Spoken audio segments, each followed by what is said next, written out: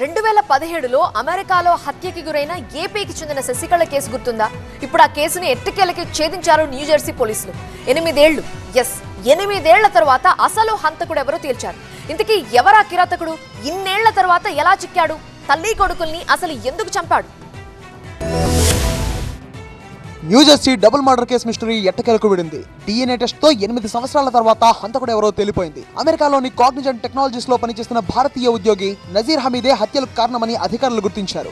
నిందితుడు నజీర్ కు చెందిన కంపెనీ ల్యాప్టాప్ నుంచి సేకరించిన DNA నమూనా సంఘటనా స్థలంలో దొరికిన రక్తపు నమూనాలతో సరిపోవడంతో ఇన్నేళ్ల తర్వాత నిజాలు బయటకొచ్చాయి. 2017 మార్చి 24వ తేదీన న్యూజెర్సీలోని ఫ్యాక్స్ మేడోస్ అపార్ట్మెంట్ లో ఉంటున్న శశికళ ఆమె 6 ఏళ్ల కొడుకు అనీష్ దారుణ హత్యకు గురయ్యారు. అయితే కుటుంబ సభ్యులతో సహా పోలీసులు కూడా భర్త నర్రా హనుమంతరావుని అనుమానించారు. తన భర్తకు వేరే అమ్మాయితో సంబంధం ఉందని అప్పట్లో శశికళ వాళ్ళ ఇంట్లో వాళ్లతో చెప్పడంతో ఆ గొడవల వల్లే ఘోరం జరిగి ఉంటుందని అందరూ భావించారు. అయితే పోలీసులు కూడా హనుమంతరావును పలుమార్లు ప్రశ్నించారు. మరికొంతమందిని అదుపులోకి తీసుకుని విచారించారు. ఈ క్రమంలో హమీద్ ల్యాప్టాప్ పోలీసులకు దొరకడం, అది క్రైమ్ సీన్ లో లభించిన రక్తపు మరకలతో పక్కగా మ్యాచ్ అవడంతో హమీదే హంతకుడని తేలిపోయింది. ప్రస్తుతం హమీద్ భారత్ లో ఉండడంతో అతన్ని తిరిగి అమెరికాకు అప్పగించాలని అక్కడి అధికారులు భారత విదేశాంగ శాఖను ఇప్పటికే కోరారు. మరోవైపు ఈ హత్య గల కారణాలపై ఆరా తీస్తున్నారు.